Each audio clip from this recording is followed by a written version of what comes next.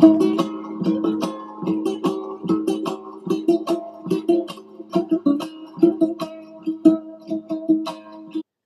alaykum, dunyoning har qaysi joylarida yashayotgan aziz vatandoshlar.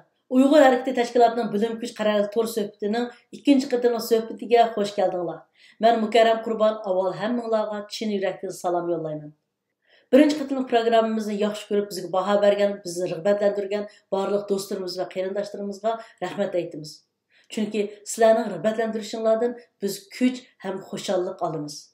Aziz qarindoshlar, Xitoy hokimiyatining bizning ustimizdan yurgizayotgan siyosiy bostirishi va irqiy qirg'inchiligida avval bizning madaniyatimiz, bizning e'tiqodimiz, bizning dinimiz, bizning uyg'urligimiz, bizning tilimiz va bizning vatanimiz Sharqiy Turkistondagi hayot mavjudligimizni yo'qotishga qaratganligi hammamizga ayon.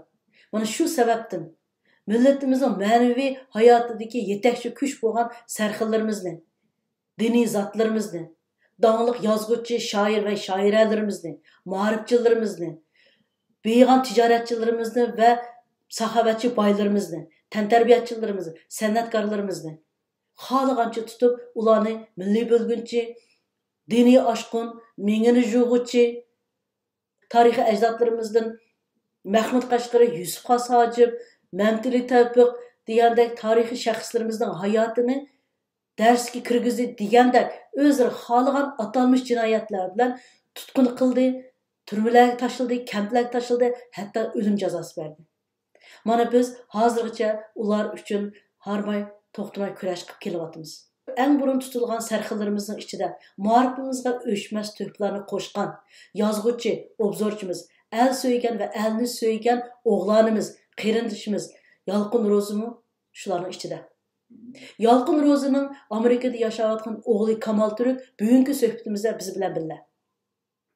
Bugun biz shu sarxillarimizning umidi, kelgusi bo'lgan avlodlarining, farzandlarining o'z ota-onalari va xalqi uchun qilgan harakat faoliyatlarini ularning o'z og'zidan anglaymiz. Assalomu alaykum Kamal Turk efendim. Suhbatimizga xush keldingiz. Va alaykum assalom Mukarram xonim. Suhbatingizga taklif qilganingizga ko'p rahmat. Siz avval ko'rarmanlarga bir o'zingizni tanishtirib o'tamsiz? Ma'qul. Mening o'zimni tanishtirishga ozroq vaqt berganingizga ko'p rahmat. Mening ismim Kamal Turk Yalqin. Tanilgan yozuvchi, obzorchi Yalqin Ro'zning o'g'li. Dadam hozir Xitoyning turmusida 15 yil kesildi deb xabar oldik. Men o'zim maktabda ayni vaqt Xalya Mamas o'qigan. Oliy maktabni Xitoydagi Beijing universitetida ximiya fanlarida o'qib 2014-yilda bitirdim. Ondan New York shaharlik universitetida ximiya fanlarida doktorlikda o'qish uchun to'liq o'qish mukofoti bilan o'tdim. U yerda 2 yil o'qigandan keyin o'zimning kasbiy jihatga qiziqishimni boshqaroq yerdan his qilib, magistrlik unvoniga erishib olgandan keyin doktorlik o'qishimning oxirini tamomlamayla Amerikaning Pensilvaniya shtatidagi bir dori shirkatiga xizmatga kirdim. Bu yerda 2 yildan ortiqroq ishlagandan keyin yaqinda Bostondagi bir cho'ng dori shirkatiga tadqiqotchi bo'lib kirdim. Dadam ma'rif bilan millatni gullantirishga jiq kuchaygan odam. Shunga singlim ikkimizning o'qishimizga jiq ahamiyat bergan. Singlim hozir Pensilvaniya shtatidagi bir universitetda kompyuter kasbida yaxshi o'qiyotdi. Kelar yil o'qish bitirdi. Men hozir shu Bostondagi Amerikaning cho'ng dori shirkatida insonlarning geniga o'zgartirish kirgizish orqali ulardagi irsiy kasalliklarni davolaydigan bir yangi bir xil dorini tadqiq qilishga qatnashyapman. Keyin o'zim qiziqqan sohalarda yana pallarga chiqish niyatim bor. Hozircha o'zim to'g'riliq shunchalik to'xtalay. Siz demak siz vatandan tortib o'zingizni shu bilim tarafini, har tarafini tarbiyalash, yetishtirish uchun har yerda o'qib, oxiri Amerikaga kelib, hozir bir dori shirkatida tadqiqot olib berib yetibsiz. Singlingizmi, sizningmi barliq o'qishlaringizga utuq tilayman. Meni bir sizdan so'ragan ikkinchi savolim, dadingiz to'g'ri bir xabar bormi? Bir xabar elish uchunmi tirishib baqdinglarmi?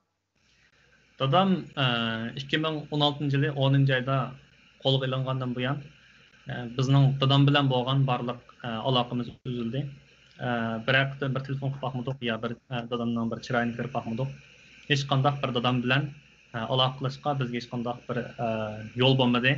Hatta hozir boshqa tuqqanlarimiz bilan telefon qilg'ili aloqa qilib bo'lmadi. Boshqa qaraganda yaqinda dadamning yashnab qolgan ota-onasi bilan bir ikki qatim bir telefonlashqili qo'ygan shunday bir uchurni oldik. Uningdan boshqa dadam to'g'riliq bir uchurga erishmoqdi. Dadınız doğruluq azraq bolsun bir uçurğa erişibsizə, ən axırki nəticədə heç olmagan ata-analar bilan, yaşlı ata-analar bilan köləşkənligini bolsun anlapsızlar. Muşnunğumu yəni bir tərəf şükürlər deyimiz. İnşallah sizlərnin qılıb atqan barlıq muş fəaliyyətinizlər bilan dadınız həm dadınızga oxşaş barlıq şu tutqundakı, kəmtiki qarindaşlarımızın tezraq şu zulümdən qutuluşunu ümid qılımız. Dadınız özü maarifda, yazğıcı, obzorçu, maarifimiz üçün cıq töhfə qoşqan, həsib qoşqan bir maarifçimiz. Muşundaq bir adamga, muşundaq bir dadıga, muşundaq bir cinayətnin atılıb tutulğanlığı qandaq qaraysiz? Sizni bir heyran qaldadımı? Dadam bir begunoh tutilgan adam. Buni hozir butun dunyo biladi. Uyg'ur jamoati texmi biladi. Hatto Xitoyning o'zimi biladi. Dadamning bir begunoh ekanligini, begunoh holda tutilganligini, begunoh holda qamoqqa ilinganligini. Bu dadamning qo'lga ilinishi Xitoy cho'ng millatchiligining, shovinizmchiligining haddidan ziyoda yo'g'inab ketib, o'zimga o'xshamaydigan har qanday bir millatni, har qanday bir kishilarni yo'q qilaman deydigan bir talvalarcha o'y xiyollarning siyosat bo'lib ifodalanishidan shakllangan bir tragediya. Bu xil talvalikning ifodalanishining qurboniga, bu xil tragediyaning qurboniga dadamlar emas, millionlagan Uyg'ur qozoq qarindoshlarimiz shuning qurboniga aylanib ketdi. Yani bizning başımıza kelgan tarix yana qaytadan takrorlanmoqda. Ayni vaqtida Shingsaymo 4 million nüfusumuz bor chaqda 250 mingdek Uyg'urlarning boylari, ziyolilarini yo'q etgan. Shu chaqda bizning nüfusumuz 4 milliondek vaqtida Xitoyning nüfusi 200 million keldi. Mana hozir Xitoyning nüfusi avib 1 milliard 400 millionga yetdi. Uyg'urlarning nüfusi ayni chaqdagidan nechasi ko'paydi. Şununla masalda bizde yine qaytadan ziyolilar, karxanchilar, olimlar barliqqa kelib, qaytadan yetishib chiqib, qaytadan milliy ro'yimiz uyg'onib, qaytadan ko'klab gulni otaqdiq. Xitoylar bugungi kun kelganda yana qaytadan ayni vaqtdagi shu millatlardan shu Shingsaydan o'ta holda hassilab Uyg'ur ziyolilarini, boylarini lagerlarga kirib ketdi. Qazo qilganlar, yo'qolib ketganlarni qilib bor. Hatto qanchalik aniq sonning qanchalik ekanligini biz bir aniq qilmaymiz. Chunki Xitoy hozir vatanimizni bir kuchur qora o'nkiriga aylantirib etdi. Haqiqatdan kichikgina nurni ko'gili bo'lmas qilib etdi. Dadamning tutilishidagi haqiqiy sabab bo'lsa, dadamdek bir shaxsning tutilishidagi haqiqiy sabab dadamning til madaniyatimizga, ma'rifatimizga kuch kelganligi uchun. Dadam ma'rifatga esilgan, ma'rifatni chin tutgan bir millatning mangu qul bo'lmaydiganligini tushungan bir odam. Shunga dadamning mushu qilgan xizmatlari Xitoyning ko'ziga mix bo'lib, jinoyat bo'lib qadalgan gap. Boshqa bir normal davlat bo'lgan bo'lsa, bir normal jamiyat bo'lgan bo'lsa, dadamdek kishilar millatga qo'shgan tuhfalar uchun taqdirlanib, beshig'i ilib ko'tarildi. Ammo Xitoydek bir mustabid, bir millatchi, bir fashist tusini olgan davlatda dadamdek odamlarni gunohkor deb tutdi. Ammo Xitoy mush zulmni qancha oshirgan sari biz Uyg'urlarmi shuncha o'yinib hozir harakat qilyapmiz. Shundaq bizning 70 yildan, hatto undan uzun bu Xitoy hokimiyati bizni hech ya assimilyatsiya qilolmagan, ham yo'qotmagan. Mana endi hozirgi vaqtda zo'raygan, kuchaygan bir o'zini shunday his qilib, butun dunyo xo'ja bo'lma deb shu ham xiyolda bor kuchi bilan bizni yo'qotishga tirishdi. Ama yanalar yo'qotolmaydi. Sizlarga o'sha sarxillarning yetishgan farzandlari bor, ham millat so'yar xalqimiz har zaman o'zimizning millatimizni, o'zimizning kimligini saqlab qolish uchun kurash qiladi albatta. Endi siz hozir Uyg'ur harakati tashkilotining bosh kotibi. Mushlar bo'lish suhbatingiz bilan Dunyo Uyg'ur qurultayining har xil tashviqot, harakat faoliyatlariga ovoz qo'shib, dadingizning ahvolini butun dunyoga anglatish bilan Uyg'urlarning dardini anlatib kelyapsiz, to'xtamay anlatib kelyapsiz. Bu jarayonda o'zingiz ba'zi narsalar bir yetersizlik, bundaq anlatsam bo'ladi ekan deb yetersizlik his qilib, boshqa bir shaklda to'liq anglasam bo'ladi ekan degan bir o'ylarga kelgan vaqtingiz bormi? Dadamning 15 yillik kesilgan xabarini anglagan amon biz qat'iy jim turmadik. harakatga o'tdik. Shu xabar bizga kelgan aman. Ailemiz bo'yicha Amerikadagi nurg'un parlament a'zolari, yuqori qatlam hukumat amaldorlari bilan ko'rishdik. Men Uyg'ur hareket tashkilotining bosh kotib vazifasini o'z ustimga oldim. Yolg'iz dadamning ahvolini emas, bir milliy tragediya sifatida vatanimizdagi butun Uyg'urlarning ahvolini anglatdim. Muxbirlar bilan aloqa o'rnatdim, namoyishlarga chiqdim, to'rlarda guvohlik berdim. Xabarlarda dadamning ahvolini, millatning ahvolini anglatdim. Mushu jarayonda men bizning xizmatlarimizda bir qator turg'unliq yo bo'lmasa bunday o'xshashlik takrorlanishdan ko'plikni his qildim. Yangicha bir shakllarga, yangicha bir harakatlarga, yangicha uslubdagi harakatlarga bir bizning ehtiyojimizning zo'rligini bo'lmasa o'xshash shakldagi harakatni qayta qilaversak, kishilarning asosan qizg'inligining so'zlab, qiziqishning yo'qolib ketganligini his qildim. Shuning uchun buni yaqinda yana boshqa yangi shaklda bir harakatlarni olib berishga, dadamning bir harakatlarini qaytadan bir yangi shaklda qo'zg'ashga, xalqimizning beshar kelayotgan buzumlarni yangi shaklda boshqa bir xil shaklda anglitishga, tashviq qilishga, butun xalqlarga anglitib, bildirib, hozirgi mushu bizdagi beshimizga kelayotgan zulmlarni hozir Xitoyning qaysi darajada haddan oshganligini dunyodagi xalqlar mushu virusning sababidan xili yaxshi bo'lib ketayotgan mushu xalqaro ahvoldan foydalanib, yangicha bir xil shakllarda o'zimizning ahvollarni olishning muhimligini his etdim. Men yaqinda mushu shaklda yana yangi faoliyatlarni yapmoqchi bo'laman. Bu qaytim Uyg'ur akademiyasi dadamni qutqizish, Xitoyga besim qilish uchun o'zgarish, ya'ni change.org degan to'rbetda imzo to'plash faoliyati etadi. Ko'pchilikning bu faoliyat uchun kuch qo'shishini umid qilaman.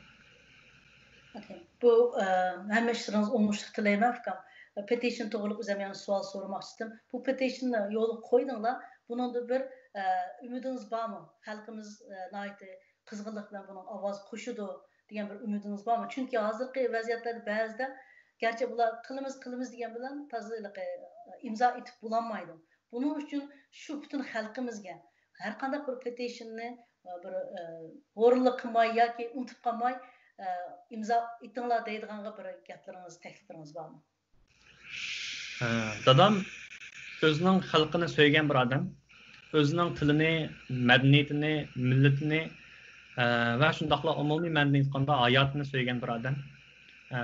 Bir prinsip bilan yashab kelgan durust bir odam. O'zining tilini, o'zining madaniyatini so'yish Xitoyda gunoh deb qaralg'achqa dadam zulmga uchratdi. Mushundaq vaqtda, ya'ni dadamni qutuldirish uchun harakatlar ilib berilayotgan chog'larda erkin dunyoda yashayotgan qarindoshlarning sal qaramay dadamning qutulishi uchun ozto'la yordam qilishini umid qilaman. Chunki Yalqin Ro'zi men bir odamning dadasi bo'lgan bilan dadam Yalqin Ro'zi bu millatimizning o'g'loni, Uyg'urlarning ziyolisi va bir jamoat arbobi.